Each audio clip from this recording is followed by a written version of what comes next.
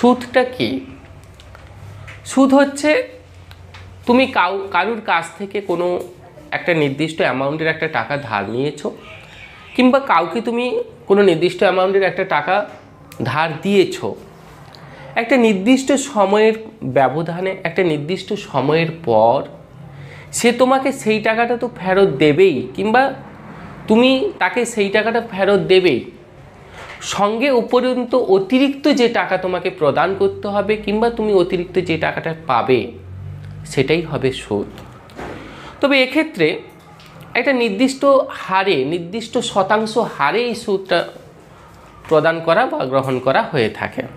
সেটাকে বলছি আমরা রেট অফ ইন্টারেস্ট। এই জায়গায় দাঁড়িয়ে আমরা সেখানে দেখেছিলাম এই সুদটাকে দুভাগে ভাগ করে নিয়েছিলাম। প্রথমে ছিল সরল সুদ, তারপরে আমরা বলেছিলাম কম্পাউন্ড ইন্টারেস্ট বা চক্রবৃদ্ধি সুদ। তো সরল সুদ ছিল, রেট অফ ইন্টারেস্টটা সিম্পলভাবে হয়েছিল I = P × R/100 × T দিয়ে করা হয়েছিল।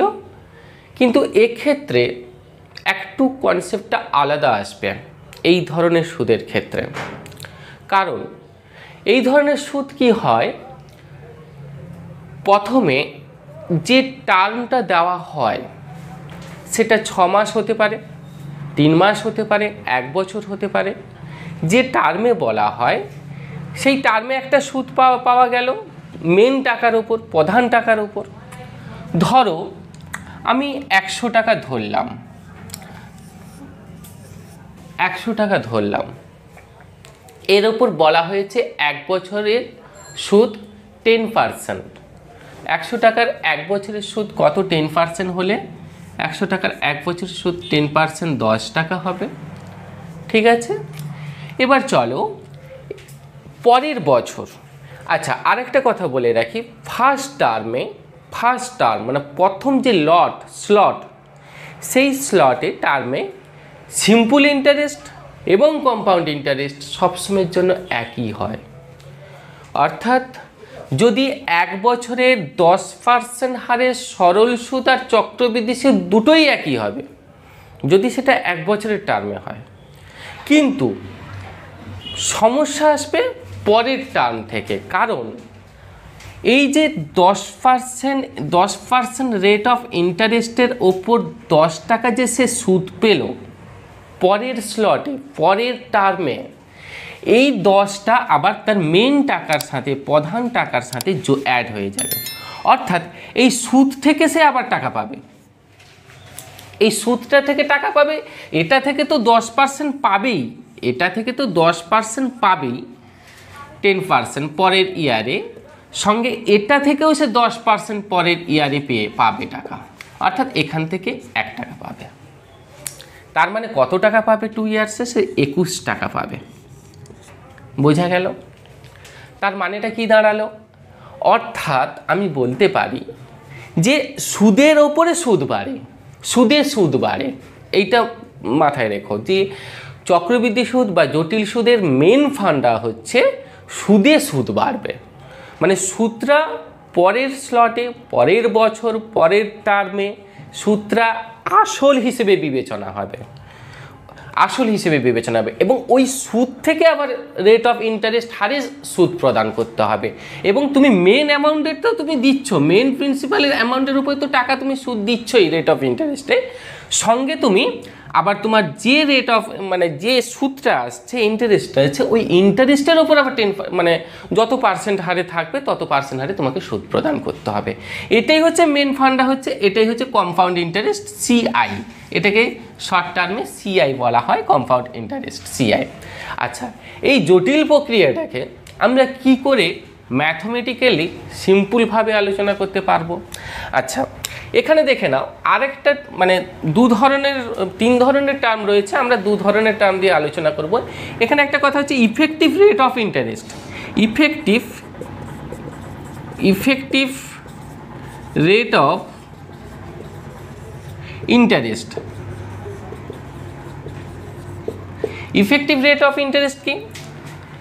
x + y + xy/100 x plus y plus x y by 100।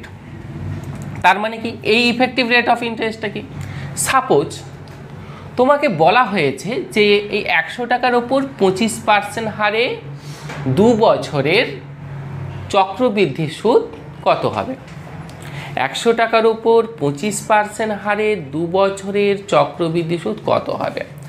এটা তুমি এরকমভাবে বের করতে পারো, এরকম মানে অ্যারো দিয়ে 10% হরে এর হারে এরকমভাবে তুমি এটা চেন ওয়াইজ, এটাকে চেন ওয়াইজ বলা হয়, এই চেন ওয়াইজ তুমি বের করতে পারো।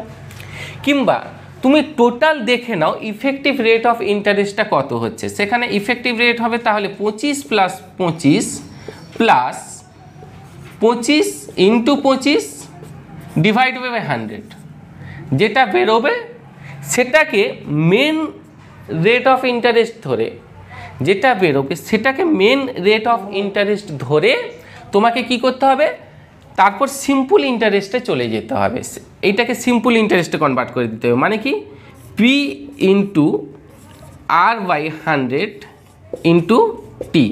এই যে ইফেক্টিভ রেট অফ ইন্টারেস্টটা বেরোবে, এই ইফেক্টিভ রেট অফ ইন্টারেস্টটা বেরোচ্ছে 51.75, এটা গুণ করে দেখবে 51.75 ইফেক্টিভ রেট অফ ইন্টারেস্টটা বেরোবে। এই ইফেক্টিভ রেট অফ ইন্টারেস্টটা তোমাকে এখানে পির জায়গায় মেন অ্যামাউন্টটা বসাবে, 51.75 বাই 100 ইন্টু টি করবে, দিলে দেখবে অঙ্কটা ঠিকঠাক আসবে।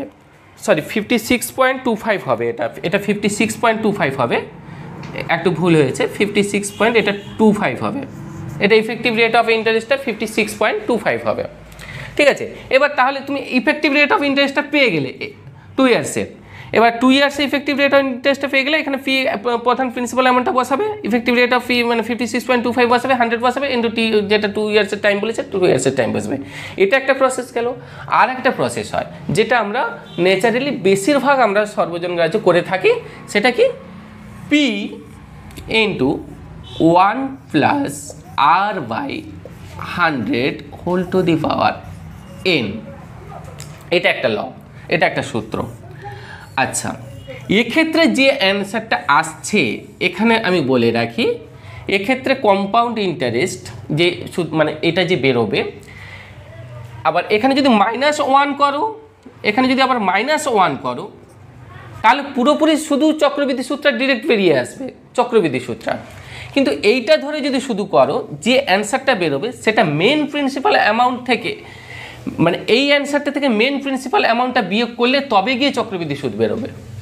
এটা মাথায় রেখো, এইটা প্রতিটা স্টুডেন্টদের গন্ডগোল হয়, বেশিরভাগ স্টুডেন্টদেরই এই জিনিসটা গন্ডগোল হয়। এখানে যে অ্যান্সারটা বেরোবে, এই সূত্র ধরে করলে যে অ্যান্সারটা বেরোবে সেটা থেকে প্রিন্সিপাল অ্যামাউন্টটা বাদ দিলে তবে গিয়ে কম্পাউন্ড ইন্টারেস্ট বেরোবে, যদি আমি -1 না ধরি। আর যদি -1 ধরে করি তাহলে ডিরেক্ট কম্পাউন্ড ইন্টারেস্টটা বেরিয়ে আসবে। ঠিক আছে, এখানে পি হচ্ছে কি, পি হচ্ছে প্রিন্সিপাল মেন অ্যামাউন্ট, ঠিক আছে, আর হচ্ছে রেট অফ ইন্টারেস্ট, ঠিক আছে, আর এনটা হচ্ছে টাইম পিরিয়ড, এনটা হচ্ছে টাইম পিরিয়ড। এটা একটা সূত্র, এটা একটা সূত্র, এটা একটা প্রসেস।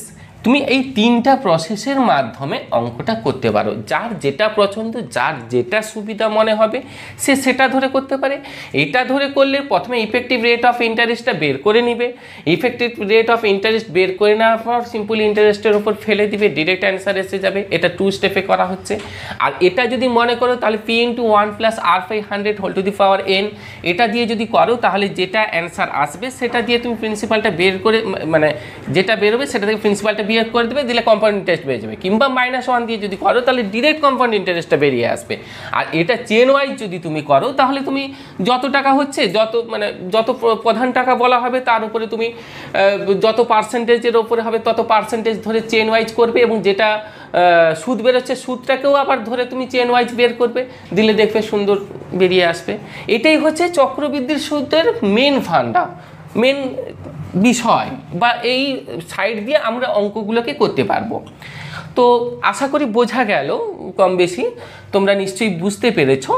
তো চলো আমরা কয়েকটা অঙ্কের মাধ্যমে প্রবলেমগুলো আরও সলভ হলে তোমরা আরও ডিটেলসে ক্লিয়ারলি বুঝতে পারবে। চলো আমরা